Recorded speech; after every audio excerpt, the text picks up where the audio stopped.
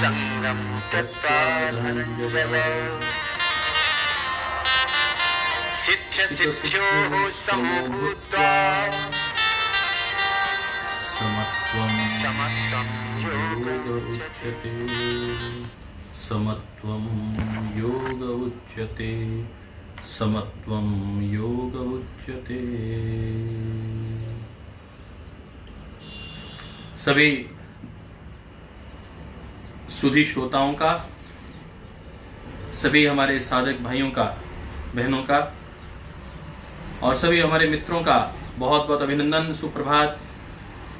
आपके नियमित शेयर करने से, कमेंट्स से हमें भी प्रेरणा और प्रोत्साहन मिलता है। आप कोई सुझाव देना चाहें तो दे सकते हैं। कुछ लोगों ने हमने उनसे नोट्स मंगवाए थे,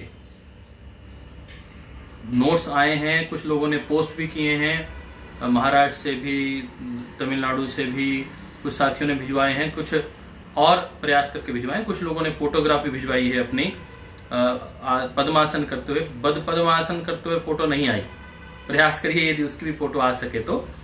आज हम चर्चा कर रहे हैं पहले कुछ आपके प्रश्नों की।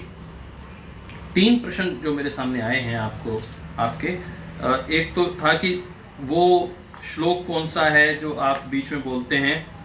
तो वो श्लोक है 6ठे अध्याय का 23वां श्लोक, जो मैंने मूल में रखा है 2 श्लोक। योगस्थ कुरु कर्माणि संगम त्यक्त्वा धनंजयः सिद्ध्यो समो भूत्वा समत्वं योग उच्यते। तो यह सम अवस्था को बनाए रखने का नाम योग है और सम अवस्था ही स्वास्थ्य है। बस इतना ही आपको ध्यान रखना है। देखिए, जो हमारे अंदर हार्मोन्स, साल्ट्स, मिनरल्स, विटामिन्स कम हो जाते हैं या कोई सिक्रीशन कम हो जाती है, तो एलोपैथ क्या करती है, वो सिक्रीशन को बाहर से दे देती है। ऑक्सीजन कम हो गई तो बाहर से ऑक्सीजन दे दी। अल्टीमेटली आपके ऑर्गन्स को ही काम करना है। आपका शुगर लेवल बढ़ गया, पेनक्रियाटिक आपकी ठीक नहीं, पेनक्रियास ठीक से काम नहीं कर रही, इसका मतलब आपका इंसुलिन ठीक से नहीं बन रहा, या उसकी अंदर जो इंसुलिन बन रहा है परंतु उसको शरीर एब्जॉर्ब नहीं कर पा रहा है, उसकी रेजिस्टेंस हो गई है। कई जगह इंसुलिन बन रहा है परंतु रेजिस्टेंस है, उसको शरीर एब्जॉर्ब नहीं कर पा रहा, एक्टिविटी हमारी कम में रहती है। तो योग क्या करता है, आयुर्वेद क्या करता है, शरीर को ही तैयार कर देता है उन साल्ट्स, हार्मोन्स, विटामिन्स उसको पूरा करने के लिए। हमें बाहर से कुछ कंपोनेंट्स लेने की आवश्यकता नहीं पड़ती है। तो यह जो तत्व है वह बहुत महत्वपूर्ण है। देखिए, एक ही मिट्टी से अलग अलग प्रकार के, अलग अलग रंग के फूल खिलते हैं। उसमें हरी मिर्च भी पैदा हो रही है, उसमें गन्ना भी पैदा हो रहा है, परंतु मिट्टी एक ही है। ऐसे ही प्राणायाम एक ही है। उसमें हाई बीपी है तो भी वही प्राणायाम काम कर रहा है, लो बीपी है तो भी वही प्राणायाम काम करता है। आपको गैस बनती है, आपके मेटाबॉलिक डिसऑर्डर है तो भी कपालभाति काम करेगा। तो हम बात कर रहे थे। और दूसरा जो सिद्धांत है योग का, तम विद्यात दुख संयोगम वियोगम योग उच्यते, वियोगम योग संगितम स निश्चय योक्तव्यो, स निश्चय योक्तव्यो, योगो अनिर्विनन चेतसा, योगो अनिर्विनन चेतसा। तो तम विद्यात दुख संयोगो वियोगम योग संगितम। कितना सुंदर ये है संज्ञा योग की।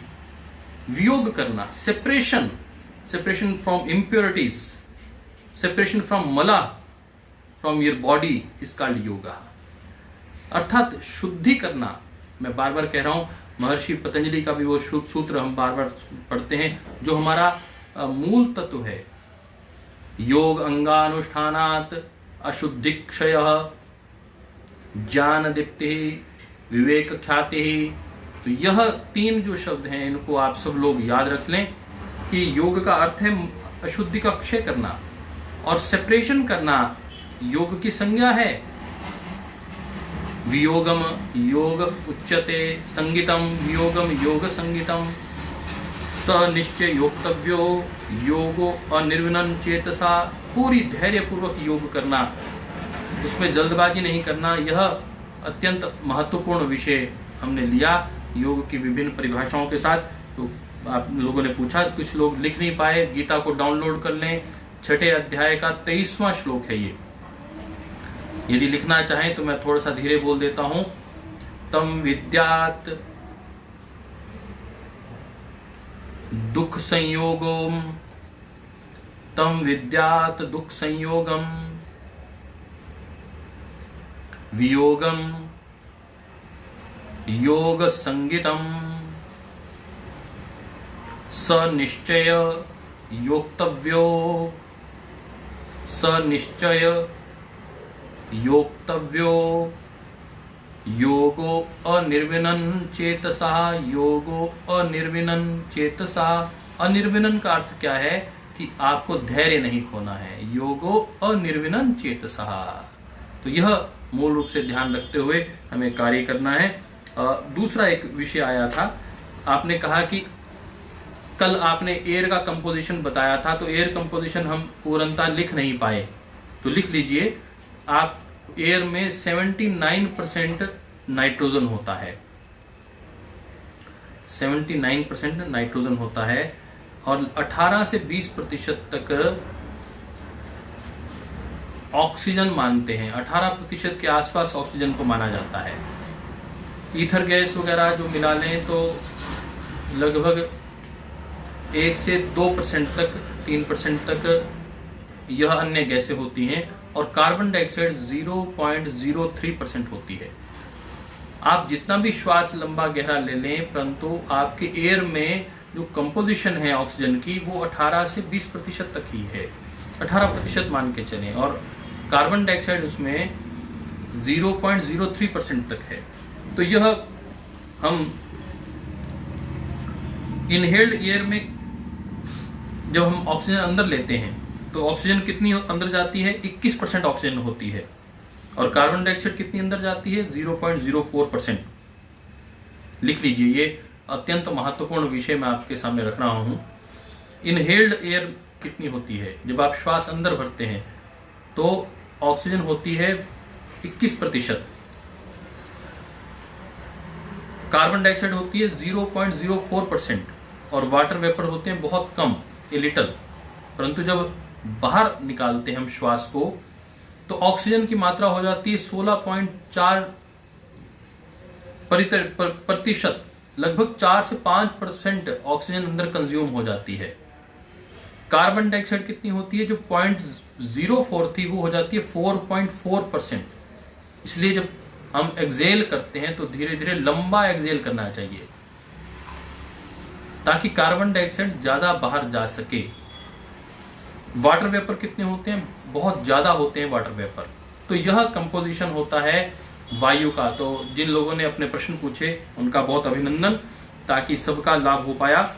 और उन्होंने कहा कि पैरासिम्पैथेटिक और सिंपैथेटिक आपने कल बताया था, बहुत अच्छा लगा। सेरेब्रोस्पाइनल फ्लूइड CSF के विषय में आपने बताया था, तो वो पूरा नहीं हम समझ पाए थे। तो भैया दाईं ओर से जो नाड़ी है आपकी, जो सूर्य नाड़ी है, उसे हम पिंगला कहते हैं। यह सन की नाड़ी, ये आप मान लीजिए सिस्टेमेटिक है। पैरासिम्पैथेटिक लेफ्ट साइड की नाड़ी हो गई, ईड़ा। तो ये सिंपैथेटिक नाड़ी हो गई और ये पैरासिम्पैथेटिक। ये नेसोफेरेंजियल कैविटी हो गई, और ये जहां मिलती है इसे आज्ञा चक्र कहते हैं। तो आज्ञा चक्र में इन दोनों का मिलन रहता है। यह आज्ञा चक्र की प्रक्रिया है यहाँ से, और ये जब चलती हैं तो नीचे से ऊपर की ओर चलती हैं। और हमने कहा कि जब हम श्वास लेते हैं तो कुछ लोगों ने कहा कि हम समझ नहीं पाए CSF कब ऊपर आता है। तो भैया जब आप श्वास लेते हैं तो स्पाइन से CSF ऊपर ब्रेन की तरफ आता है। जब श्वास लेते हैं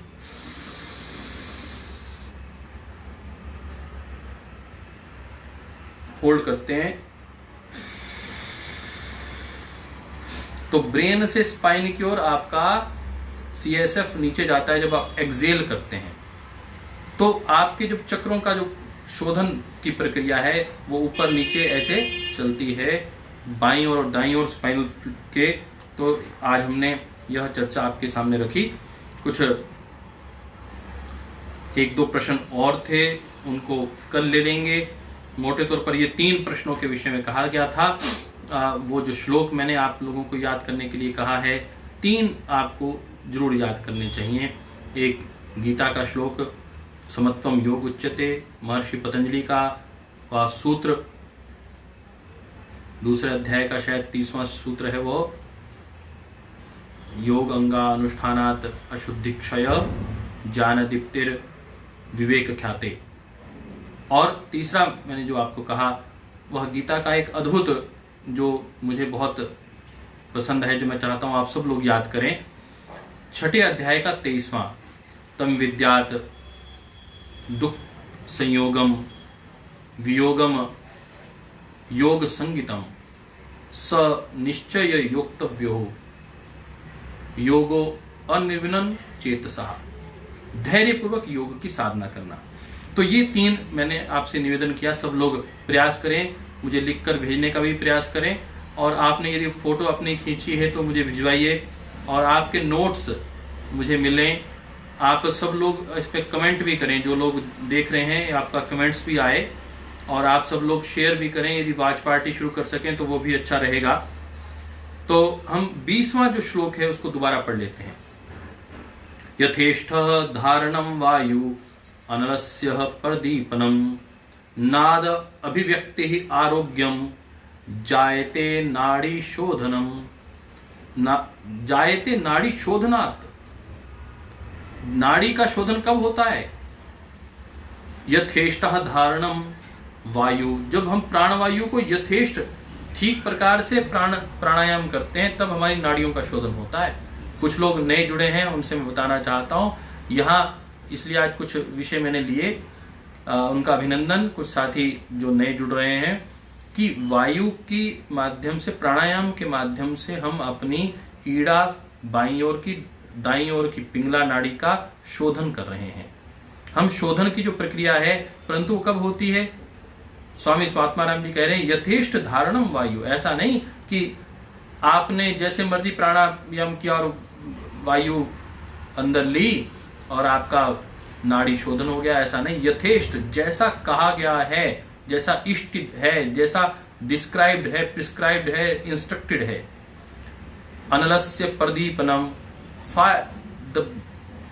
जो नेवल फायर है, आपका गैस्ट्रिक जूसेस है, उसकी सिक्रेशन प्रॉपर होनी शुरू हो जाएगी।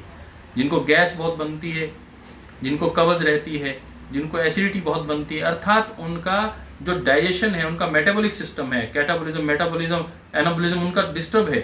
नादम अभिव्यक्ति, नादम अभिव्यक्ति, अंदर से आपको ध्यान और साधना के साथ आपको हृदय पर, हृदय कोश पर नाद सुनाई देगा वो। और आरोग्यम जायते, और आप पूर्णतः अपने आप को व्याधि मुक्त पाएंगे। नाड़ी शोधनात्, नाड़ी शोधन होने से ये सब घटित होगा कि आप स्वास्थ्य को प्राप्त हो जाएंगे और आपको अंदर एक नाद विशेष की अभिव्यक्ति होगी। तो हाउ एक योगी अटेन्स हेल्थ, तो एक योगी अपनी हेल्थ को कैसे अचीव करता है? नाड़ी के मल शोधन से करता है। और इसमें आहार एक इनबिल्ट तत्व है, आहार इसका मूल तत्व है। इसको ध्यान रखेंगे कि आहार भी सात्विक होना बहुत आवश्यक है। आज हम बात करेंगे आपकी प्रकृति की। बहुत से लोगों से कई बार मैं पूछता हूं कि आपकी प्रकृति क्या, उनको पता नहीं होती। तो मैं उनसे कहता हूं कि आप अपना डेली का डिटेल चार्ट, कब उठते हैं, कब सोते हैं, कब जागते हैं, कब खाना खाते हैं, कितना खाना खाते हैं, वो लिख कर भिजवाइए। और मैंने देखा है कि एक श्रद्धेय स्वामी जी महाराज इस बात को बार बार कहते हैं, श्रद्धेय आचार्य श्री इस बात को बार बार कहते हैं कि हमारा जो रोग है वो लाइफस्टाइल डिजीज जो है वो 80 से 90% तक लाइफस्टाइल डिजीज है। हम अपना लाइफस्टाइल, अपना खान पान, उठना बैठना ठीक कर लें तो हमारे आधे से अधिक रोगों का हम निवारण वैसे ही कर सकते हैं। हमें कितना कुछ लोग ऐसे हैं जिनको ज्यादा खाना चाहिए, ज्यादा बार खाना चाहिए, वो कम बार खाते हैं, ज्यादा उपवास रखते हैं। जिनको कम बार खाना चाहिए वो ज्यादा बार खाते हैं। कई लोगों को 4 बार भोजन करना चाहिए परंतु थोड़ा थोड़ा करना चाहिए, जिनको हाइपर एसिडिटी रहती है। परंतु जिनको बहुत ज्यादा कब्ज रहती है और जिनका डाइजेशन बिल्कुल वीक है, उनको कई बार हम लंघन की भी सलाह देते हैं। एक सामान्य व्यक्ति को, योगी को 2 बार खाना चाहिए, 2 बार से अधिक नहीं खाना चाहिए। योगी के लिए तो कहा गया है 1 बार भी खाए ऐसा निर्धारित है, परंतु 2 बार से अधिक नहीं खाना चाहिए। परंतु सामान्य व्यक्ति के आधार पर नहीं, हर व्यक्ति के लिए हर बात लागू नहीं होती है। वो व्यक्ति के अनुसार तय होता है कि उसका भोजन कैसा हो।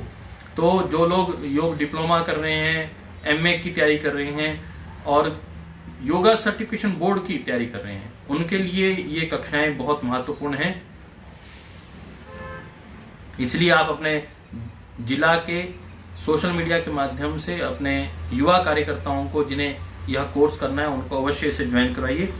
तो हम बात कर रहे थे कि प्रकृति कैसी है। दोष, 3 प्रकार के दोष होते हैं, वात, पित्त और कफ, और तीनों दोषों का सम अवस्था में आना ही स्वास्थ्य है।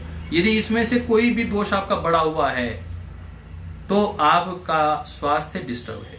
इतना ही ध्यान रखिए। Discomfort in the ease of your body is called disease. Discomfort in the ease of your body is called disease. तो रोग क्या है? यदि आपके दोष विषम हो गए हैं, सम अवस्था में नहीं है, इम्बैलेंस हो गए हैं, तो आप रोगी हैं। ये परिभाषा है रोग की।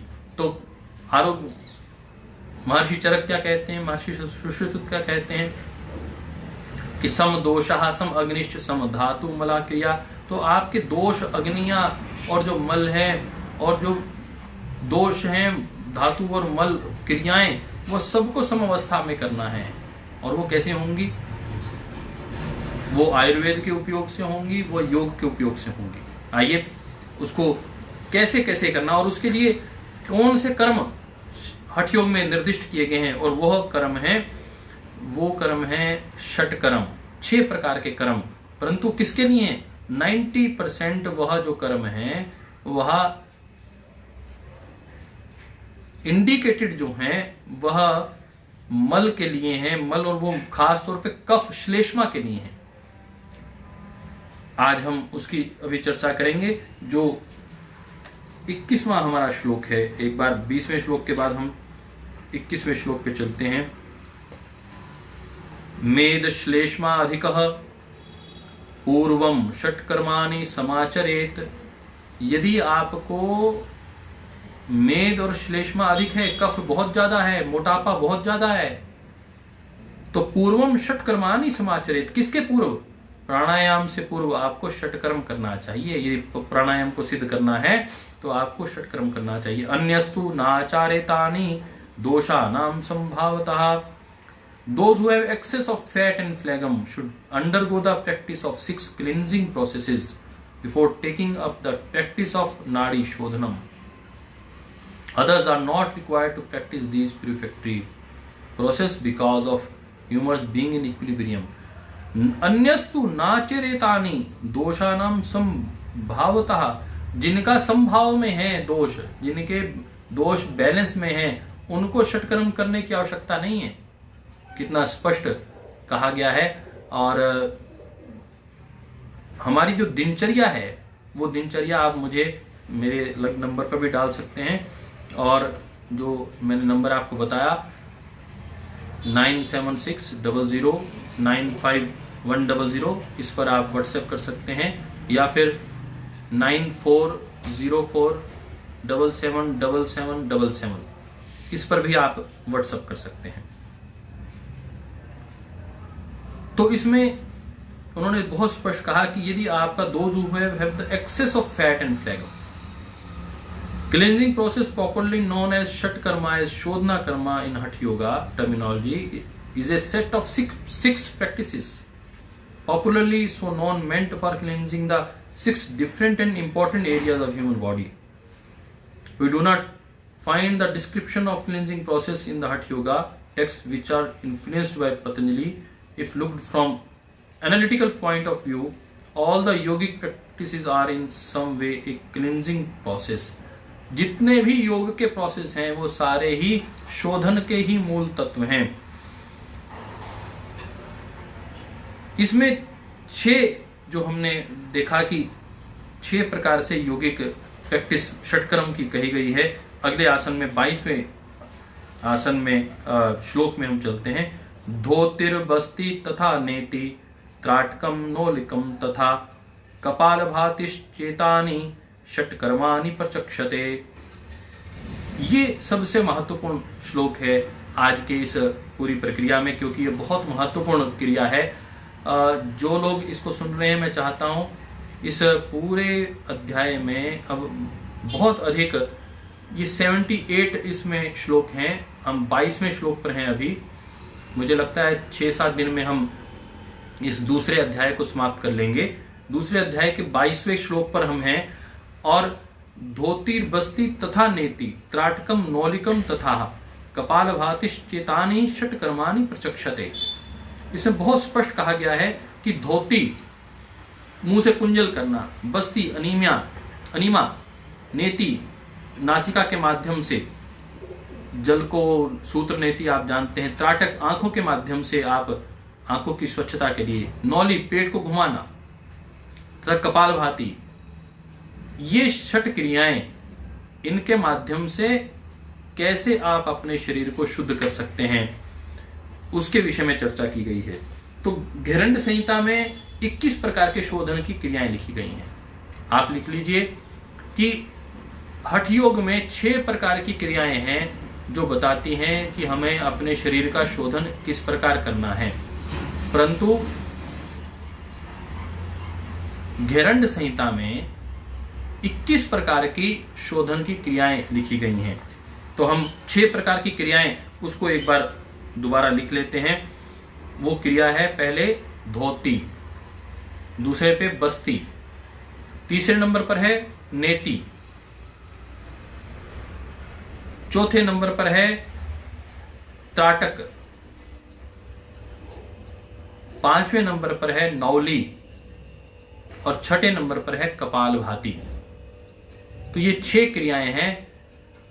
आंत्र धोती, धोती के 4 भाग हैं, आंत्र धोती, दंत धोती, हृदय धोती, मूल शोधन। और आंत्र धोती के आगे 4 भाग हैं, दंत धोती के 4 भाग हैं, हृदय धोती के 3 भाग हैं, नेति का कोई भाग नहीं है, बस्ती के 2 भाग हैं, जल बस्ती और शुष्क बस्ती। त्राटक एक ही प्रकार का है, नौली एक प्रकार की है, परंतु कपालभाति 3 प्रकार की है। इस प्रकार 21 प्रकार का क्लेंजिंग प्रोसेस, इसी 6 को 21 में बदल दिया घेरंड संहिता में। उसकी भी हम कल चर्चा करेंगे। आज बस्ती में जैसे मैंने कहा कि बस्ती अनीमा है, जल बस्ती, शुष्क बस्ती, इसमें निरहु, अनुवासन और उत्तर बस्ती। आयुर्वेद में 3 अलग प्रकार की बस्ती बताई गई है, निरहु, अनुवासन और उत्तर बस्ती।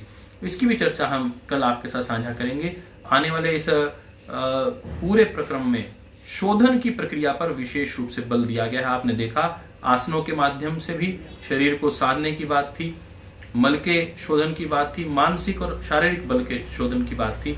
और अब विशेष रूप से शारीरिक शुद्धियों के लिए आप अपने शरीर को कैसे प्रिपेयर करें। यदि आपको प्राणायाम करना है, आपको सिद्धियां प्राप्त करनी है, 3 महीने में ही आप सिद्धि प्राप्त कर सकते हैं, 1 साल में, 12 साल में योगियों के लिए टाइम पीरियड तय किया गया है।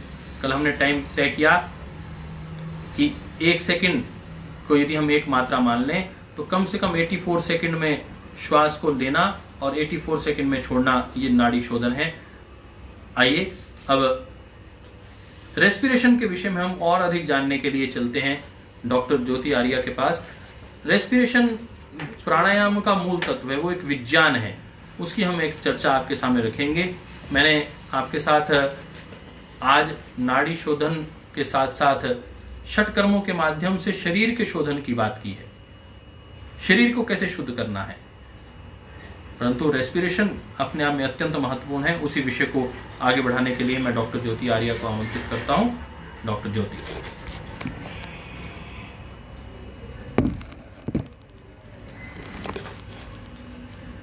ओम। सभी साधुओं को मेरा सादर प्रणाम। कल हम देख रहे थे प्राणायाम का रेस्पिरेटरी सिस्टम पर प्रभाव, तो उसी को ही थोड़ा आगे बढ़ाते हैं आपके प्रश्नों संबंधी कि इस बारे में हमें थोड़ी सी और जानकारी दें, तो उसी को ही आगे बढ़ाते हैं।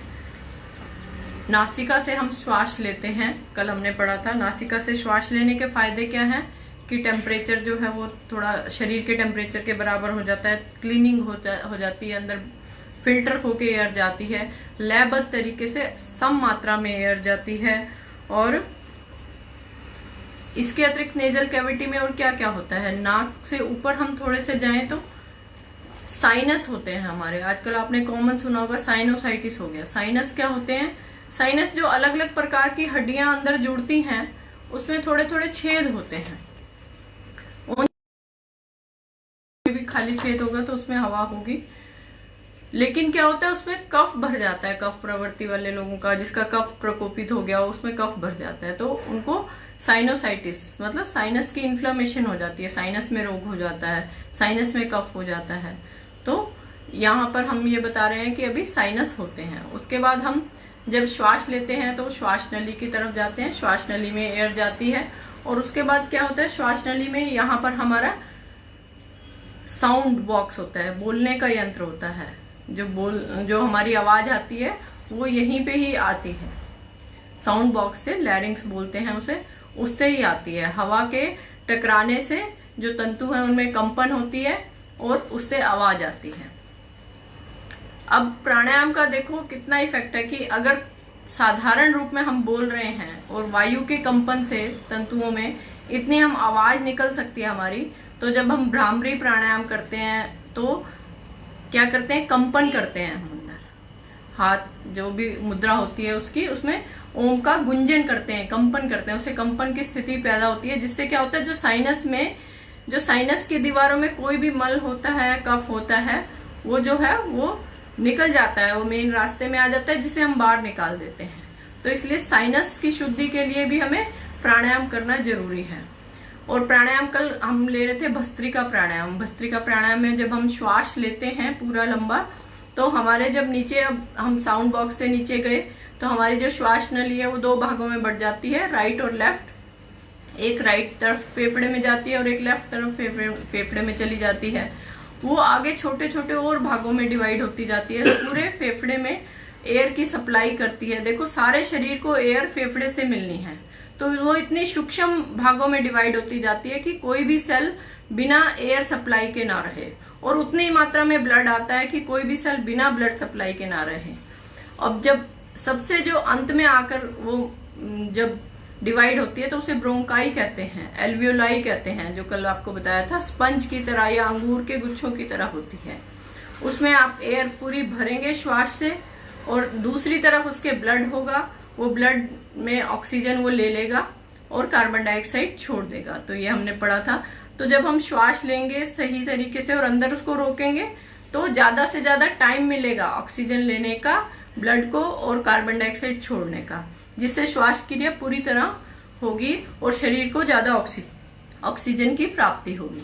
ऑक्सीजन से हमें एनर्जी मिलती है, एनर्जी मिलेगी अधिक। जब हम श्वास सही तरीके से लेंगे, अधिक ब्लड सप्लाई होगी, अधिक ऑक्सीजन मिलेगी, तो उससे हमारी कार्य क्षमता भी अधिक बढ़ेगी, शरीर की फिजिकल एक्टिविटी भी अधिक बढ़ जाती है, थकान कम हो जाती है। और हमने देखा है कि जब हम प्राणायाम करते हैं, अंदर श्वास लेते हैं, तो जो एल्वियोलाई जो मैंने बताया, इसकी जो लेयर होती है बिल्कुल पतली होती है, झिल्ली जो होती है बिल्कुल पतली होती है, ताकि उसके अंदर से ऑक्सीजन जा सके ब्लड में। तो जब हम प्राणायाम नहीं करते हैं तो वो क्या होता है, उनकी इलास्टिसिटी कम हो जाती है, उसमें कोई मूवमेंट नहीं होती। जितना श्वास लिया, थोड़ा उथला श्वास लिया तो कम एल्वियोलाई फूले, और जो इनएक्टिव पड़े रहे उनकी सेल्स, उनकी जो झिल्ली होती है उस पर कोई एक्टिविटी होती नहीं। एक्टिविटी नहीं होती तो उसकी इलास्टिसिटी कम हो जाती है, और इलास्टिसिटी कम हो जाएगी तो क्या होगा, उसमें कफ जमा हो जाएगा। कफ जमा हो जाएगा जिससे हमें श्वास लेने में दिक्कत होगी, हमारे अंदर कफ बढ़ जाता है।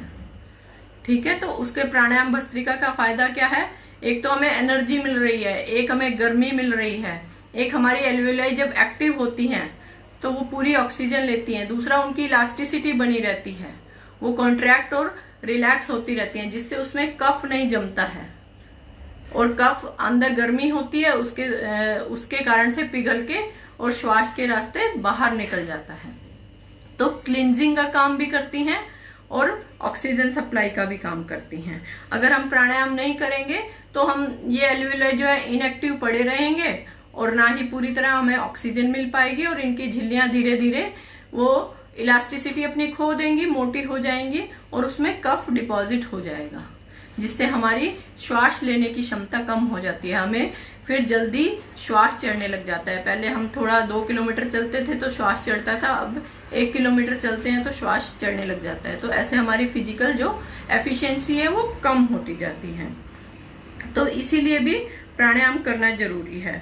अभी आपको बताया गया कि जो बाहर ऑक्सीजन, जो बाहर एयर निकलती है उसमें पानी ज्यादा होता है, पानी ज्यादा होता है, वो भी टेम्परेचर ज्यादा के साथ होता है। तो वो क्या करता है, हमारे शरीर के जो इस रेस्पिरेटरी भाग में जो कफ है उसको भी घोलकर बाहर निकालता है। तो इसलिए भस्त्रिका प्राणायाम करना बहुत आवश्यक है और इसके ये फायदे हैं। ये एल्वियोलाई इतनी सारी होती हैं, इतनी लाखों की संख्या में होती हैं कि अगर हम उसे बिछा दें पूरे मैदान पे, जो टेनिस कोर्ट जो होता है जहाँ टेनिस खेलते हैं, बैडमिंटन खेलते हैं, लगभग इतना बड़ा कोर्ट बन जाए, इतना उनका क्षेत्रफल होता है। अब वो आप समझिए कि इतनी सारी चीज में वो एक्टिव करना है और इतना सारा सरफेस हमें दिया हुआ है ऑक्सीजन लेने के लिए शरीर में। अब वो हमारी क्षमता पे डिपेंड करता है कि हम उसे किस प्रकार से प्रयोग करते हैं। और जब हम विशेष क्रिया करते हैं, लयबद्ध तरीके से करते हैं कि श्वास लिया, रोका इतनी देर, फिर छोड़ा, फिर लिया, फिर रोका, फिर छोड़ा, तो इससे क्या होता है कि हमारे अंदर जो कंपन की क्रिया होती है, जो रिलैक्सेशन और कॉन्ट्रैक्शन की क्रिया होती है, वो भी उसी समय पे उसी रेट से होने लग जाती है। जैसे पाइप में हम बार बार बंद हो जाए तो उसको खोलते हैं तो हमें फोर्सफुली प्रयास करना पड़ता है, फोर्स लगानी पड़ती है, तभी आगे की वो पाइप खुलेगी। तो इसी तरह जब हम पूरे लयबद्ध तरीके से करते हैं तो हमारे जो श्वास की क्रिया है और जो शरीर की सेल्स की कंपन की क्रिया गति है वो एक जैसी हो जाती है और जिससे उसकी फोर्स बढ़ जाती है और जो अपने शरीर के मल हैं वो तेजी से बाहर फेंक सकते हैं। ये है भस्त्रिका प्राणायाम का लाभ। और कल हम इसके आगे ही देखेंगे कपालभाति प्राणायाम का क्या लाभ होता है। और इसी प्रकार आप अपना क्वेश्चंस, प्रश्न जो भी हो, आपकी जिज्ञासा, वो भेजते रहिए, पूरा प्रयास करेंगे और आप भी हमारी इस बात को आगे पहुंचाते रहिए।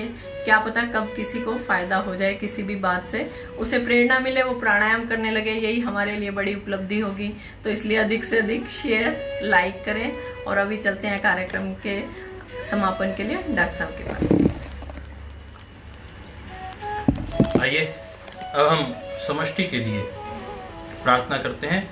कल हमने पीजीआई चंडीगढ़ के कुछ स्कॉलर्स के साथ बात की थी, वहाँ लगभग 15 मिनट की टॉक है, यदि आप उसको सुन लेंगे तो अच्छा रहेगा, उसको शेयर भी कर सकते हैं। वो कोविड-19 के ऊपर ही है कि 15 मिनट में हमने वायरस जो आजकल महामारी के रूप में छाया हुआ है उससे कैसे अपने को जीतना है, उसकी चर्चा थी। हम इस बात को और आगे बढ़ाएंगे। आज लगभग 2 गुने दर्शक हैं, उन सब दर्शकों का हृदय से अभिनंदन। आइए लंबा गहरा श्वास भरते हैं। ओ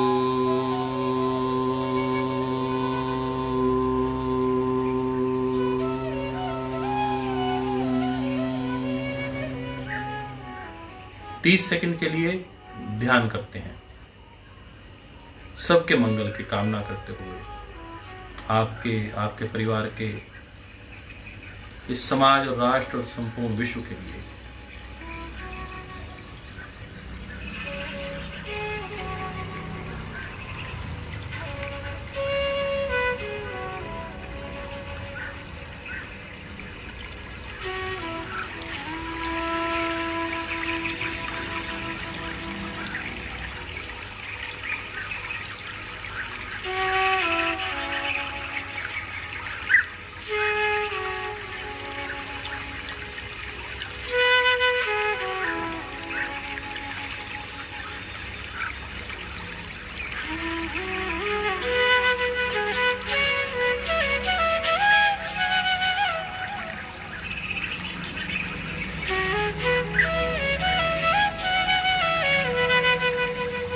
ये प्रार्थना करते हैं सबके मंगल के लिए।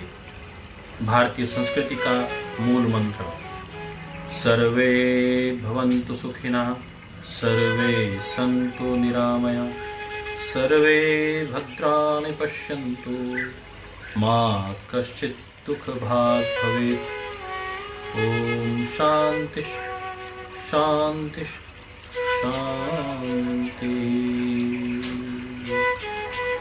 तेरा मंगल मेरा मंगल, तेरा मंगल मेरा मंगल, सबका मंगल होए रे, सबका मंगल होए रे।